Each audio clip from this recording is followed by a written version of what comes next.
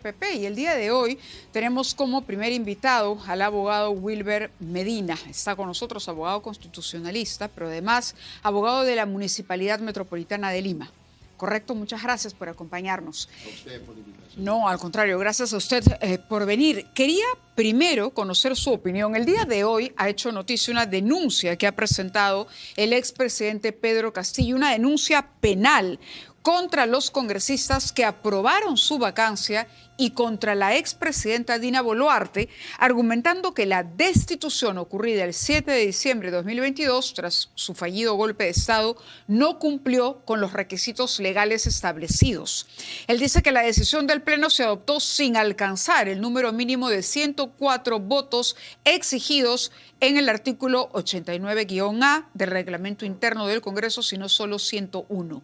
¿Tiene fundamento la denuncia? No, lo que está haciendo el señor Castillo está siendo congruente con sus argumentos de defensa tipo político que hace en un escenario donde la defensa tiene que ser necesariamente jurídica. El tema del señor Castillo, si hace una buena defensa, podría tener mejor futuro. Lo que pasa es que él se ha empecinado en hacer, cada vez que se presenta o tiene la oportunidad de hablar, hacer proclamas de carácter político. En sede judicial hay que argumentar jurídicamente, técnicamente, y no hacer este tipo de...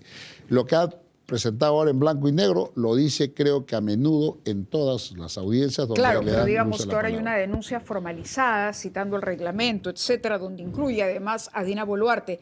Usted decía, permítame acomodarme esto, Sí, usted claro. decía que podía tener, su defensa podría tener mejor futuro.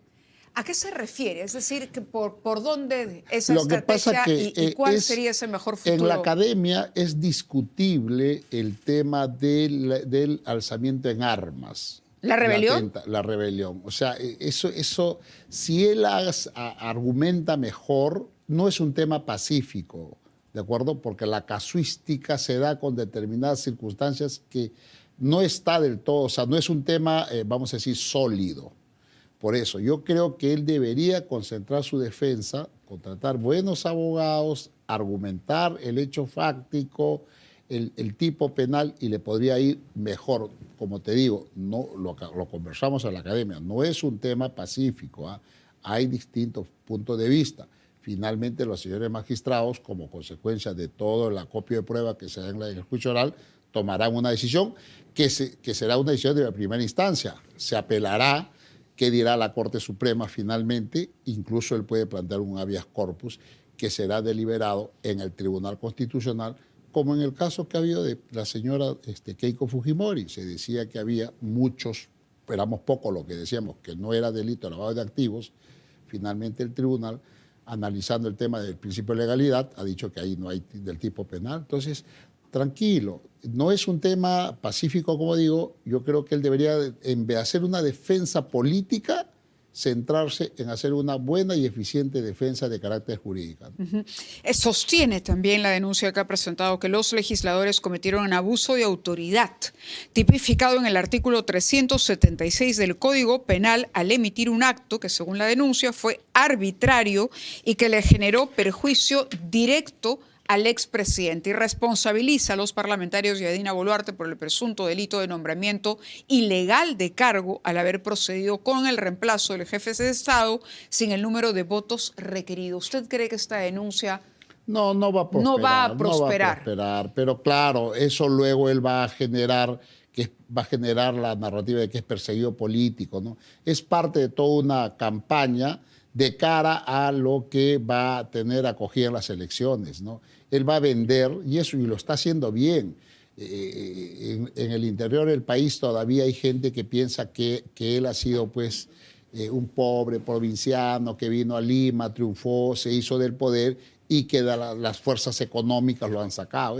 Bueno, es importante. En el último estudio que ha hecho CPI, que lo comentábamos también por la mañana, la sensación para muchos peruanos es que hubo un golpe parlamentario. Yo no sé si sea por digamos, el rechazo que hay hacia el Congreso que se le atribuye, ¿no? Y por la victimización a la que está apelando Castillo. Eso puede ser. Ahora, también es cierto que el Tribunal Constitucional aparentemente ya zanjó la interpretación de los 100, o 101, o 104 votos. No, no hay que olvidar que Pedro Castillo ya ha ido, creo que en 3 oportunidades con habeas corpus al Tribunal Constitucional, y estas no han tenido acogida, han sido rechazados. Entonces, pero claro, ahora lo quiere plantear como denuncia constitucional contra los parlamentarios, todos que han formado parte de una alianza, ¿no?, para quitarlo del poder, ¿no? Y eso no es así. O sea, todos hemos visto que en efecto él sí ha hecho y tuvo un intento de golpe de Estado, ¿no? Ahora, también quería aprovechar para preguntarle, porque aparece como candidato al Senado. No hay ningún impedimento, digamos, porque Pedro Castillo no ha sido inhabilitado. ¿Cómo interpreta usted, desde su experiencia, ¿no? Porque además de ser un abogado, es una persona que conoce mucho de historia política también, ¿cómo interpreta el hecho de que una persona a la que hemos visto en televisión, digamos, dar un golpe de Estado, disponer el cierre del Congreso, ¿no?, el cierre de distintas instituciones, no haya sido habilitado por el Parlamento? Inhabilitado. Inhabilitado por el Parlamento, bueno, sí. Lo que pasa que la hermenéutica parlamentaria es muy perezosa, ¿no? Ahora, puede ser que la tramitología, ¿no?, pero también no vaya a ser que haya sido un acuerdo político post vacancia. Dijeron, bueno, lo que corresponde es inmediatamente la inhabilitación por el hecho objetivo, ¿verdad? Claro. Pero podría ser que ha habido conversaciones al interno. No olvide usted, Mávila, que en el Congreso tienes que tener consenso. Y por más su comisión permanente, su comisión de acusaciones, todo es el Congreso en pequeño, están representados todas las bancadas. Y si no hay consenso, los trámites de inhabilitación no avanzan. Ya sea porque el presidente, que tiene la dirección del grupo de trabajo, no lo pone en agenda. Porque en otros casos hemos visto que la inhabilitación ha sido mucho más rápida. Es más rápido, claro. Es más rápido. A ver, Martín Vizcarra fue vacado el 2019, me parece, ¿es verdad? 2019, ¿no? Finales, sí, y fue vacado el 2021.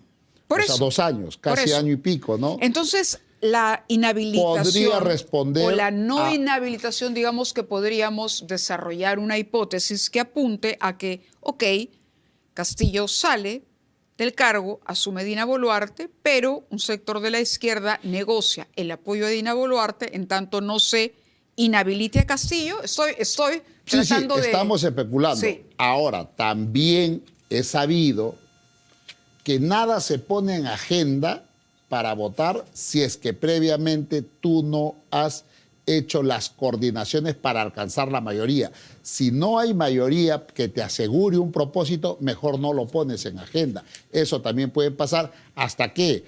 Hasta que los tiempos cambien y finalmente pues se consolide cierta corriente de que ahora sí es la oportunidad de la inhabilitación. Son muchas cosas, muchos escenarios, muchas variables que se manejan de cara a conseguir alguna sanción política. Pero ¿no? El tiempo parece haber jugado a favor de la tesis de Castillo, de que él fue víctima del golpe y no que él fue el que dispuso el golpe. Sí, lo que pasa, a ver, yo he llamado la atención, la sala, el colegiado, el doctor José Neira Flores, que es el presidente del colegiado, no está manejando de lo mejor las audiencias, porque le está dejando mucho, le da mucho micro en cada audiencia, y él utiliza eso para vender un mensaje político, y eso está mal, porque los juicios orales se llevan incluso sin presencia de los acusados. Si el acusado quiere asistir, lo único que tiene que hacer es dar su nombre y su DNI. Entonces yo, presidente, señor, cuando él apaguen la cámara y cierren la toma, punto, y sigue la audiencia, porque hay un director que está dirigiendo pues ciertamente las cámaras de Justicia TV, ¿verdad?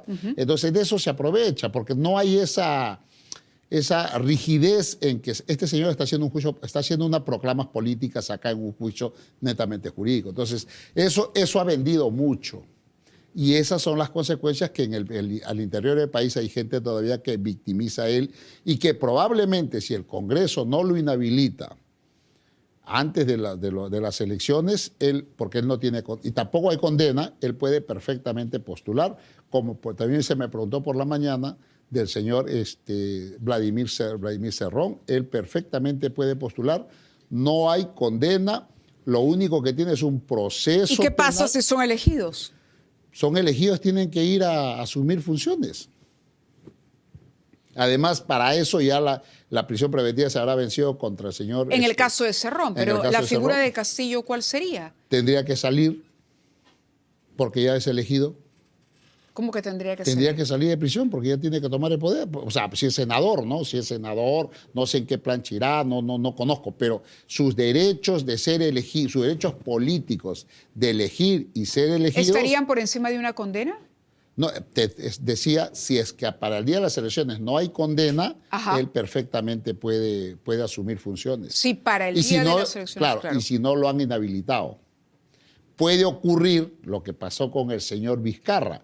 El señor Vizcarra postuló, salió elegido, creo que el más votado de su agrupación como congresista, 10 días o 12 días después de las elecciones de abril de 2021, por el Congreso complementario fue inhabilitado por 10 años.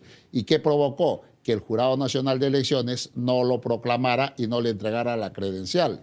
Y es ahí que entra el señor José Gerí. O sea, son varios escenarios que se da. Puede ser, si hasta el día de las elecciones no tienen ninguna condena ni inhabilitación, perfecto. Hasta el día de la juramentación no hay condena ni inhabilitación, perfecto. Pero si luego ya hay, esa es otra cosa. Claro, porque ya goza de pero en el caso de Cerrón también habría que ver que de repente la Fiscalía puede volver a solicitar una prisión preventiva. Tiene solo un proceso, ya no se podría pedir más, porque creo que es la ampliación, claro. De acuerdo. Quisiera abordar otro tema también con usted. El día de ayer tomamos nota de un comunicado de Rutas de Lima que advierte un grave riesgo para la continuidad de la operación. En el punto 2 dice, solo durante los últimos 21 meses Rutas de Lima ha tenido generación de caja negativa por más de 200 millones y esta última medida acelera el consumo de las escasas reservas de caja con las que cuenta la concesionaria.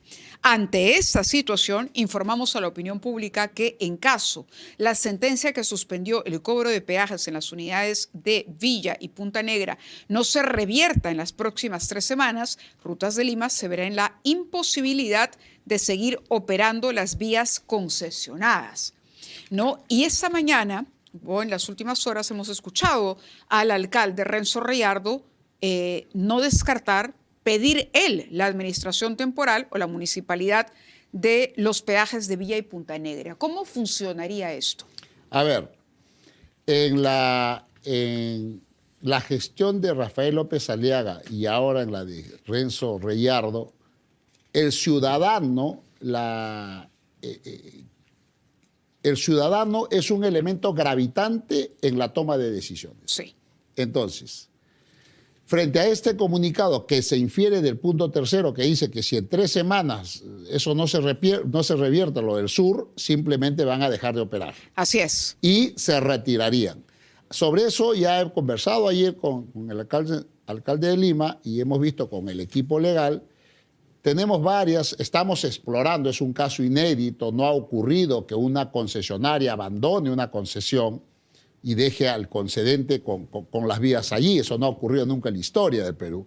Entonces, ¿qué estamos haciendo? Y eso a mí me encanta, porque me encanta crear derecho. Lo que estamos haciendo es explorando, como por ejemplo, a ver, son varias posibilidades de ocurrir. Vamos a ponernos en el escenario, más o menos adelantando predictiblemente a lo que ellos dicen. En 3 semanas no revierto, no va a cobrar y me voy. Primera cuestión, no debería irse, porque el contrato está vigente. Y ellos están obligados, pero se van, alegando que no me dejan que el Estado pero no me perturba. Un momentito, Mávil, acá quiero decir, quien ha generado estas acciones judiciales que han terminado con la suspensión del cobro no es el concedente Municipalidad de Lima. ¿Quiénes son? Ciudadanos a través de otras que no forman parte del contrato y que han ido alegando violación de derechos. ¿Se refiere a las municipalidades? A las municipalidades distritales y a los vecinos, porque hay un doctor Pairasamán y en Lima Sur también hay personas naturales. Entonces, fíjate que no solo la municipalidad. Entonces, se van. Podría yo decir incluso hasta que incurren en delito penal. ¿Quiénes? El concesionario que abandona una concesión. Claro, pero si no hay ingresos. Ya. pero han recibido, tampoco que se quejen. O en todo caso, pero a ver, en todo caso, si no hay que ingresos... en todo caso, ahí viene. Ellos también deberían ensayar o pensar como estamos pensando a través de municipalidad, es, si ya no tengo ingresos, entonces a los árbitros que le digan, que datos se refugian en los árbitros, señor, hay que resolver este contrato. Resolvemos el contrato, la municipalidad, y siguen sus líos aparte. ¿Es el escenario que busca la municipalidad? No. Ellos podrían hacer eso. Nosotros lo que estamos ensayando, primera opción, recurrir a los árbitros internacionales. Pero ahí no les ha ido bien. En No, los arbitrajes no les ha ido bien. Pero el argumento va a ser el siguiente. Señores árbitros, el concesionario se está retirando. Está dejando las vías a libre albedrío.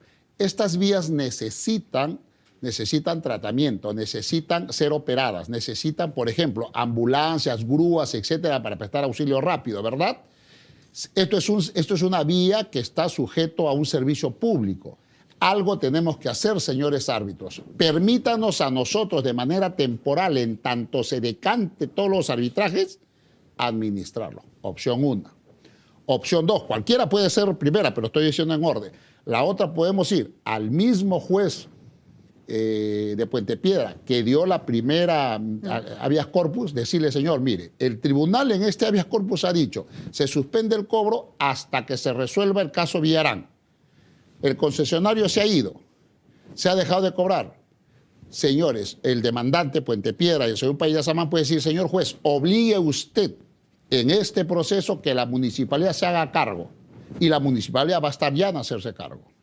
Esa es su segunda opción. La tercera, que la Defensoría del Pueblo, alegando defensa de intereses colectivos, recurra a un juez constitucional para pedirle que obligue a la Municipalidad de Lima, frente al abandono de la concesión, que sea el concedente que tome transitoriamente control. ¿Para qué? Todas estas medidas posibles que se están ensayando, no hay un orden establecido, puede ser cualquiera la que mejor se adecue. ¿Para qué? Para garantizar la fluidez del tránsito en estas vías. ¿Por qué?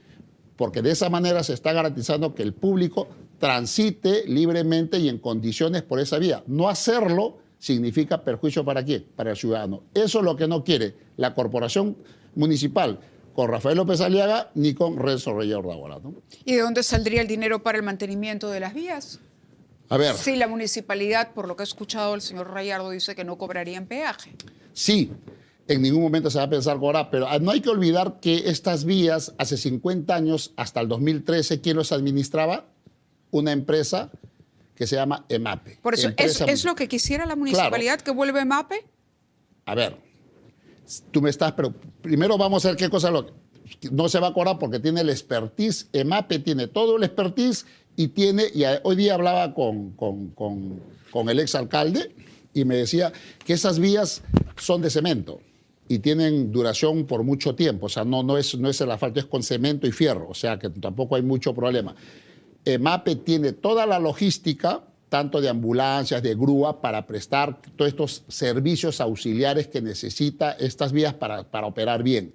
Ahora, EMAPE lo administraba hasta el 2013, sí, y cobraba un monto muy pequeño. ¿Por qué? Que solamente era para el mantenimiento. La señora Villarán, al concesionarlo, le da a un privado y este privado comenzó a incrementar Bueno, pero el propio contrato habla de resolver cualquier tipo de controversia en un tribunal arbitral, ¿correcto?